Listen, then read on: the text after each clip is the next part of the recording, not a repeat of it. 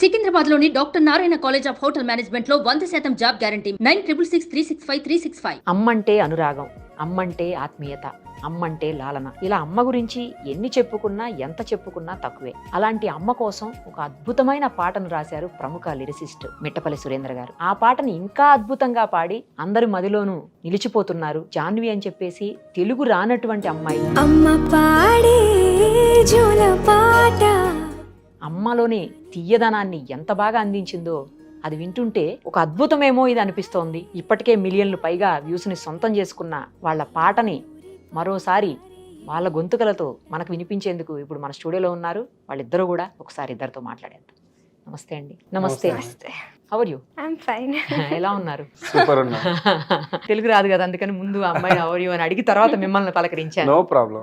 ఎందుకంటే మన గెస్ట్ కదా ఇప్పుడు అమ్మాయి. అవును, గెస్ట్. మనం ఇప్పుడు చాలా గుర్తించాల్సిన అమ్మాయి. ఎస్. తెలుగు రాకుండా అమ్మాయి అసలు అంత అద్భుతంగా, అంటే మీరు రాసిన ఆ పదాలు అలా పలికించాయే ఏంటి అమ్మాయితో? ఆమె బేసిక్ గా మంచి సింగర్ అండి. ఓకే. మేము ఫస్ట్ మమ్మల్ని కాంటాక్ట్ చేసినప్పుడు వాయిస్ విన్నప్పుడు ఎవరిదైనా వాయిస్ ఒకసారి వింటే నచ్చుద్ది. చాలా మంది పాడగలరు కూడా పాటల్ని, కానీ అత్యంత తక్కువ మంది అద్భుతంగా పాడగలరు. ఈ అత్యంత తక్కువ మంది అద్భుతంగా పాడగలిగే వాళ్ళలో ఉండే మొట్టమొదటి క్వాలిటీ ఏంటంటే, మనం ఏ ట్యూన్ ఇచ్చినా దాన్ని ఇమీడియట్ గా క్యాచ్ చేసి పాడే నాలెడ్జ్ ఉన్న వాళ్ళు తొందరగా పైకి వస్తారు. ఈ అమ్మాయి ఆ కోవకి చెందిన అమ్మాయి. మేము అమ్మ పాట ఒకటే ఇవ్వలేదు, చాలా పాటలు ఇచ్చి ఈమె పాడదా ఏం చేస్తుంది చూసి పేషెన్స్ ఉన్నదా లేదా ఇన్ని చెక్ చేసి ఇచ్చినాం పాటని. మేము ఏ ట్యూన్ ఇచ్చినా ఇమీడియట్ గా పాడింది. ఈ క్వాలిటీ చాలా మందికి ఉండదు. చాలా మంది నేను పాడగలను అనుకుంటారు. పాడటం ఎవరికైనా వస్తుంది, కానీ ప్రతిదాన్ని పాడడం, ప్రతిదాన్ని అందుకోవడం, మనం చెప్పిన దాన్ని ఈజీగా అండర్స్టాండ్ చేసుకొని ఇంకా ఇంప్రూవైజ్ చేసి పాడడం అనేది అత్యంత తక్కువ మందికి వస్తుంది. కానీ యాక్చువల్లీ మిట్టపల్లి సురేంద్ర గారు అంటే అసలు మామూలు సాంగ్స్ లేవు. మీరు కలం నుంచి జాలువారిన పాటలు ఎప్పటికీ అవి అలా గుర్తుండిపోతాయి. అందరి మదిని దోచుకున్న ఎన్నో మూవీస్లో రాశారు, జానపదాలు రాశారు. మీరు రాయింది ఏంట్లేండి, వాట్ నాట్ ఎవ్రీథింగ్ అని. సో ఇప్పుడు అమ్మ గురించి ఇంతకుముందు కూడా మీరు రాశారు అమ్మ పాటలు? రాసినాను. మొన్న కూడా మా ఫ్రెండ్ దాము పిక్చర్ చేస్తే పిక్చర్ కూడా రాసి వచ్చిన రాక్షస కూడా రాశారా? బాగుంటది ఆ పాట కూడా. కానీ ఈ అమ్మ పాటకి మంచి ఆదరణ లభిస్తోంది మీకు. ఇది హైలో ఉన్నది. ఇప్పుడు స్పెషల్ గా ఎందుకు రాశారు అమ్మ పాటని? ఇప్పుడు రాయలేదు ఇది, అంటే ఇప్పుడే వస్తుంది బయటికి. మరి 20 ఏళ్ల క్రితం రాసిన ఈ పాటని. 20 ఏళ్ల క్రితమా? మరి ఇప్పుడు అంతా ఇట్లా ఇదేంటి? నేను రాసుకున్న పాట, మా అమ్మ గురించి రాసుకున్న పాట. అది నేను మా ఇంటి నుంచి బయటకు వచ్చిన కొత్తలో కొంచెం హోమ్ సిక్నెస్ ఉంటది కదా. ఒక 2 months ఫస్ట్ టైం నేను బయటకు వెళ్ళిపోయాను ఒక దగ్గరికి. ఖమ్మం జిల్లాలో ఒక ఊరికి వెళ్ళినాం, అటువైపే ఉన్నాం ఎక్కువ. అట్లా నాకు మా అమ్మతో మాట్లాడుతుంటే సిగ్నల్స్ వచ్చి అప్పుడు బాగా ఉండకపోయేది, సిగ్నల్స్ ఉండకపోయేది ఆ ఏరియాలో. అట్లా ఆ రోజు మా అమ్మతో నేను మాట్లాడినప్పుడు పాపం ఎందుకో నాకు కొంచెం సాటిస్ఫాక్షన్ అనిపించలేదు, తృప్తిగా అనిపించలేదు. అట్లా మా అమ్మ గురించి ఆలోచిస్తే అట్లా కూర్చుంటే అట్లా మా అమ్మ మీద ధ్యాసతోని పాట రాసిన. కిన్నెరసాని వాగుడ్డు కూర్చొని రాసిన. రాత్రి అంతా కూర్చొని అట్లా రాసుకున్నా. అట్లా మా అమ్మ గురించి రాసుకున్నా ఈ పాటని. రాత్రిలో ఒక నైట్ లో రాసి ఒక నైట్ అండి. కాకపోతే ఒక నైట్ అంతా వెయిట్ చేసిన. ఫస్ట్ పల్లవి ఈజీగా రాసేసినాం, కానీ చరణాలు రాయడానికి ఉదయం 4 గంటల దాకా కూర్చున్నా. ఫుల్ మూన్ ఉంటుంది ఆ రోజు. ఆ మూన్ పోతా ఉంటే పాట వస్తా ఉంది. అట్లా ఫుల్ గా ఉదయం కల్లా రాసేసి పడుకున్నాం. అది ఒక సినిమాకి చేద్దాం అనుకున్నాం. సినిమాకి చేసి ఆ తర్వాత ఎందుకు ఆ సినిమా అక్కడనే ఆగిపోయింది, వాళ్ళు ఏవో కారణాల వల్ల. అట్లా నేను కూడా వాళ్ళకి ఎవరికి ఇవ్వదలుచుకొని తీసేసుకున్నాను. అప్పటి నుంచి ఆ పాట అట్లా ఉన్నది. యాక్చువల్ గా నేను పాడి చేద్దాం అనుకున్నా. నాకెందుకో ఈమె వాయిస్, ఈమె నన్ను కాంటాక్ట్ అయిన తర్వాత పాడింది, ఈమె వాయిస్ విన్న తర్వాత చేస్తే బాగుంటది కదా, ట్రై చేసి చూద్దాం ఏమవుతుందని చేసినాం. కానీ చేసిన తర్వాత ఈ పాటకు ఎదుర్కొన్నాను డౌట్స్. ఈ పాటలో అనుభవించినంత ప్రెషర్ అసలు దేనికి అనుభవించలేదు. నేను ఎప్పుడైనా పాట సులువుగా రాసేస్తా, రికార్డ్ చేస్తే వదిలేస్తా. ఈ పాటని ఎలక్షన్లకు బిఫోర్, తెలంగాణ ఎలక్షన్స్ కి బిఫోర్ రికార్డ్ చేసినాం. ఏపీ ఎలక్షన్స్ తర్వాత రిలీజ్ చేసినాం. అంత గ్యాప్ వచ్చింది మధ్యలో. దాంట్లో విన్న వాళ్ళందరికి, మా ఫ్రెండ్స్, క్లోజ్ ఫ్రెండ్స్ కి చెప్తాం కదా, ఇప్పుడు మీరు ఉన్నారు. నాకు ఈ అమ్మ పాట రిలీజ్ చేసినప్పుడు మీ గురించి ఆలోచించిన. రెస్పాన్స్ వస్తా ఉంటే నిరుపమ గారు చూస్తే ఎట్లా ఫీల్ అవుతారు అని. మీరు మీ కొడుకుతో ఉండేది నాకు తెలుసు కదా. అట్లా ఒపీనియన్ ఎక్స్పెక్ట్ చేస్తాం కదా ఫ్రెండ్స్. రికార్డ్ చేసినప్పుడు మా ఫ్రెండ్స్ కి వినిపిస్తే అసలు ఎవరు యాక్సెప్ట్ చేయలేదు. వాళ్ళు యాక్సెప్ట్ చేయకపోవడానికి కారణం ఏందని నాకు ఇప్పుడు తెలుస్తుంది. ఎందుకు చేయలేదు అంటే, నేను ఒకసారి పాడితే విన్న తర్వాత ఇంకెవరు పాడినా నచ్చదు. అది ఇది ఎవరికి నచ్చదు? మనలా ఉండే వాళ్ళకి నచ్చదు. కానీ మన సర్కిల్ దాటిపోతే సొసైటీ అందరికి నచ్చుతుంది. అది నాకు ఈ పాట చెప్పింది. దీని గురించి మాట్లాడుకునేటప్పుడు ఒక 2 చరణాలు ఫస్ట్ మీరు పాడండి, తర్వాత అమ్మాయితో పాడిద్దాం. పల్లవి ఒక చరణం. నాకైతే చరణంలో ఒక 2 lines విపరీతంగా నచ్చాయి, నేను చెప్తాను మీకోసం. చరణం దగ్గర నుంచి మొదలు పెడతాను. సరే. కురిసేవాన చినుకులకి నీలి నింగి అమ్మ, మొలిచే పచ్చని పైరులకి నేల తల్లి అమ్మ, కురిసేవాన చినుకులకి నీలి నింగి అమ్మ, మొలిచే పచ్చని పైరులకి నేల తల్లి అమ్మ, వీచే చల్లని గాలులకి పూల కొమ్మ అమ్మ, ప్రకృతి పాడే పాటలకి ఎలకోయిల అమ్మ, సృష్టికి మూలం అమ్మతనం, సృష్టికి మూలం అమ్మతనం, సృష్టించలేనిది అమ్మ గుణం, అమ్మ పాడే జోల పాట అమృతాని కన్న తీయనంట. సూపర్ అండి, నాకు అదే అసలు బాగా నచ్చింది. సృష్టికి మూలం అమ్మతనం, సృష్టించలేనిది అమ్మ గుణం. అవును. నిజం కదా, అసలు ఎవరు సృష్టించగలుగుతారు అమ్మ గుణాన్ని? ఎవరు చేయలేదు. అది రావాలి అంతే. అంతే వస్తుంది, నేచర్ ఇస్తుంది. అదే. స్త్రీలే గొప్పవాళ్ళు, అందుకే మాతృమూర్తి మీరే గొప్పవాళ్ళు. మీకున్న ఒక గొప్ప అవకాశం అదే, పురుషునికి లేనిది స్త్రీకి ఉన్నది అమ్మతనం. ఎండ్లెస్, అది చెప్పడానికి సరిపోమని. మా కోసం అమ్మ పాడే జోల పాట అమృతాని కన్న తీయనంట, అమ్మ పాడే లాలి పాట తేనెలూరి పారే ఏరులంట, నిండు జాబిలి చూపించి రెండు బుగ్గలు గెల్లేసి, నిండు జాబిలి చూపించి గోటితో బుగ్గను గెల్లేసి, ఉగ్గును పట్టే ఊయలలూపే అమ్మాలాలనా, ఊపిరి పోసే నూరేళ్ళ నిండు దీవేనా. సూపర్. అమ్మ తెలుగు అమ్మాయి కాదు, లిరిక్స్ కూడా చూడట్లేదు. నేను సాంగ్ లో కూడా చూసే లిరిక్స్ చూడట్లేదు అమ్మాయి. చూడలేదు, చూడకుండా పాడింది. ఇంకా మీకు ఇంకో విషయం చెప్తాను, ఇది తెలుగు కాదు, ఇంకా హిందీ ఉంది, తమిళ ఉంది, కన్నడ ఉంది, మలయాళం ఉంది. అన్ని రిలీజ్ అయిపోయాయండి? లేదు, ఇంకా చేయలేదు. తెలుగు ఒక్కటే రిలీజ్ చేశారు. తెలుగు ఒకటే రిలీజ్ చేసిన. ఇప్పుడు అన్ని హిందీ అమ్మాయి పాడుతుందా? అన్ని పాడేసింది, అయిపోయిందా? ఒక మలయాళం బ్యాలెన్స్ ఉంది, పాడుతుంది. నెక్స్ట్ జూన్ 7th అట్లా పాడుతుంది. ఇప్పుడు మాట హిందీ వదిలేస్తున్నాం. शहद लगे मीठा मीठा माँ मेरी लोरी जो गाने लगे, लगे कुरहान कभी गीता माँ मेरी लोरी जो गाने लगे, चंदा मामा से मेरी बातें वो कराती है, चांदी की कटोरी में खीर वो खिलाती है, प्यार से मुझको सीने से लगाती मेरी माँ, जियो हजारों साल दुआएं देती मेरी माँ, शहद लगे मीठा मीठा. మనం తెలుగులో విన్నాం కదా, అర్థమైపోతుంది అందుకని క్లియర్ గా.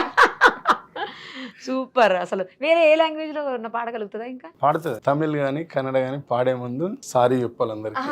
మన లాంగ్వేజ్ కాదు, మనం తప్పులు పాడితే వాళ్ళు ప్రొనౌన్సియేషన్, భాషా ప్రియులు చంపేస్తారు మనం కనిపిస్తే రేపు. క్షమించండి. క్షమించండి. నాకు ఈ లాంగ్వేజెస్ తెలుగు కొంచెం కొంచెం వస్తుందా? కొంచెం కొంచెం అర్థమైతది, మాట్లాడరాదు, మాట్లాడలేను. బాగుంది తెలుగు, మేము హిందీ మాట్లాడినట్టుంది. అవును కదా? అవును.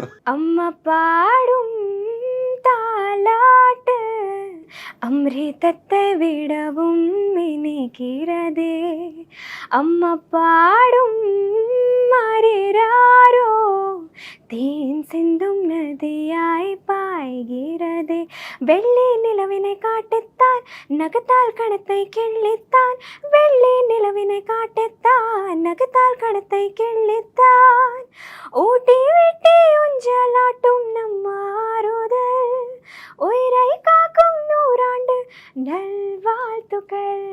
సూపర్. మాకు అర్థం కాకపోయినా తెలుగు విన్నాం కాబట్టి అది ఏంటనేది అర్థం అవుతుంది ఫస్ట్ తెలుగు వినేసరికి. ఇంకా ఏ లాంగ్వేజ్ లో పాడారు? ಕನ್ನಡ. ಅಮ್ಮ ಜೋಗುಳ ಹಾಡುವಾಗ ಅಮೃತವೇ ಭೂಮಿಗೆ ಇಳಿದಂತೆ, ಅಮ್ಮ ಲಾಲಿ ಹಾಡುವಾಗ ಜೇನಹನಿ ಸುರಿಸೋ ಮಳೆಯಂತೆ, ತುಂಬು ಹುಣ್ಣಿಮೆ ತೋರುತ್ತಾ ಎರಡು ಕೆಣ್ಣೆಯ ಚಿವುಟುತ್ತಾ, ಚಂದಮಾಮನ ತೋರುತ್ತಾ ಕೈ ತುತ್ತನು ತಿನಿಸುತ್ತಾ, ಅಮ್ಮನ ತೂಗೋ ಉಯ್ಯಾಲೆಯಲ್ಲಿ ಜೀವ ತುಂಬಿದೆ, ಅಮ್ಮನು ಹರಿಸೋ ಮನಸ್ಸಿನಲ್ಲಿ ಸ್ವರ್ಗವೇ ಇದೆ. సూపర్ అసలు.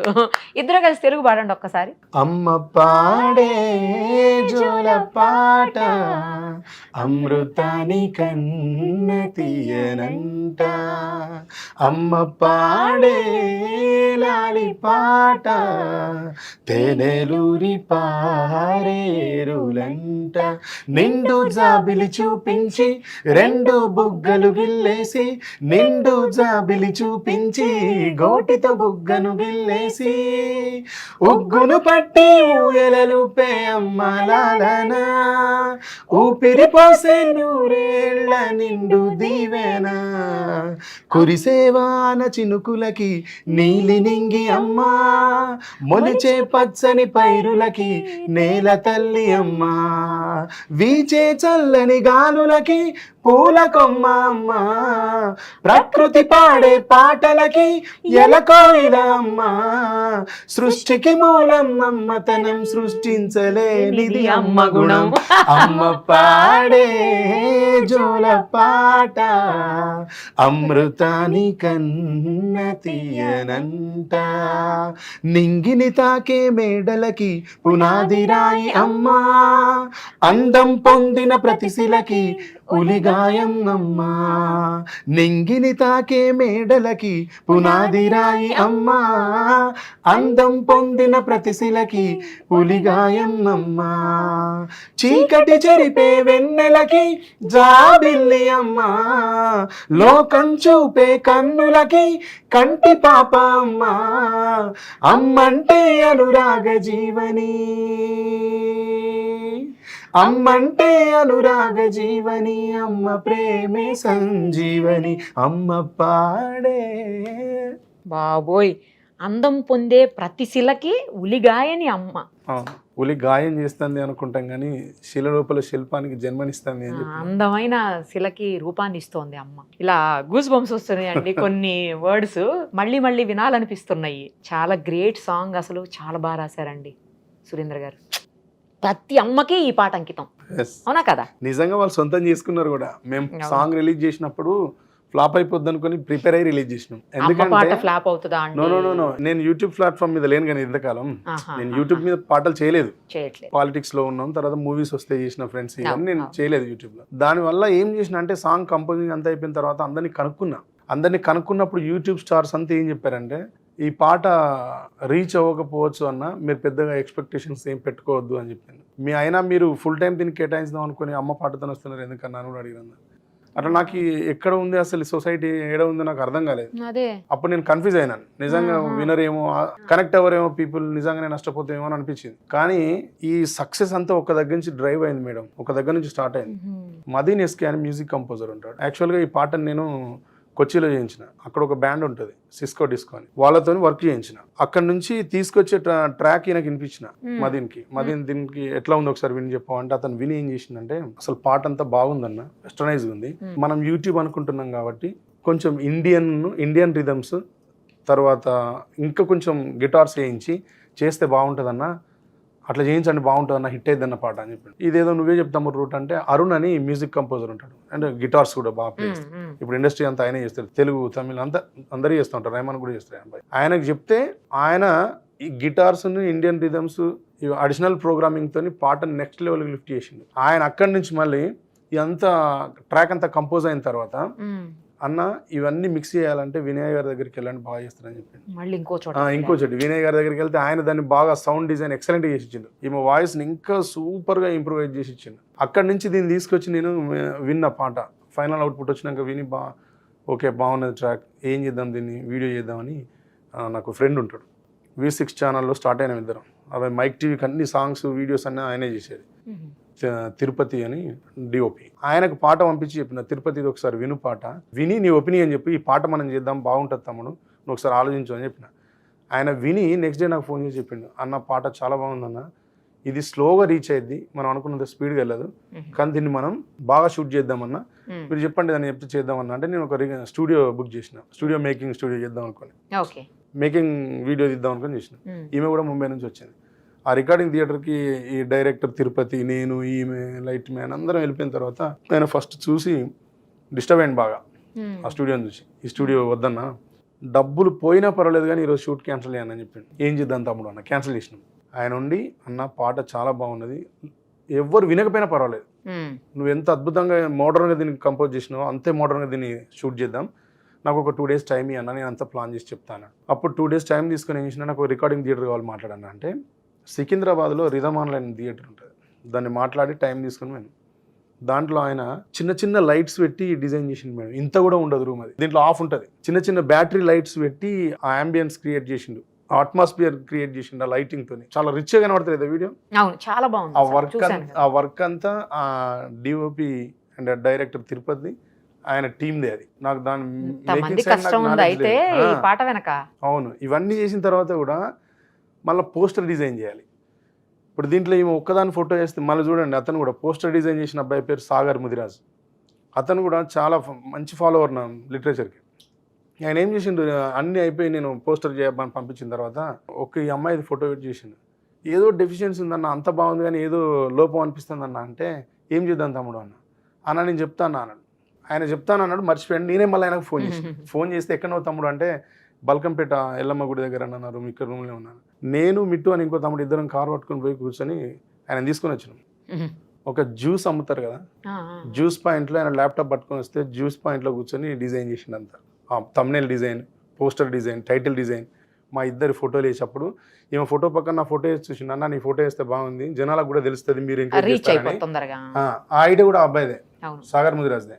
మా ఇద్దరు ఫోటో వేసి డిజైన్ చేసి ఇచ్చిండు. ఆ ఫోటో ఫస్ట్ టైం సోషల్ మీడియాలో ఒక మంచి ఏమంటారు, అది ఒక మంచి లుక్ని క్రియేట్ చేసింది నా మీద.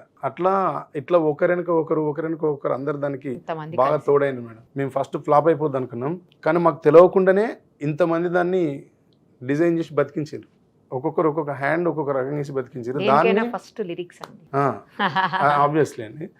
కానీ దానికి అందరూ నిజంగా తల్లులందరికీ చేతులెత్తి నమస్కరిస్తాను. వాళ్ళందరూ ఆదరించడం వల్ల ఈ పాట హిట్ అయింది. వాళ్ళందరూ ఎవరికి వాళ్ళు ఓన్ చేసుకున్నారు.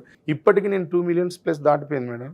నేను స్టేటస్ పెట్టలేదు, ఇప్పటికీ ఈమె కూడా పెట్టలేదు, మేము ఎవరం టీం ఎవ్వరం కూడా పెట్టలేదు. అంతా జెన్యున్ హిట్ ఇది. సహజంగా ఎరువులు వేస్తారట, నాకు అది కూడా తెలియదు, ఎరువులు వేసి కూడా తెలియదు నాకు. ఆర్గానిక్ అండి ఇది, ఆర్గానిక్ వాళ్ళ అమ్మ కూడా ఇది. Super song, all the very best అండి.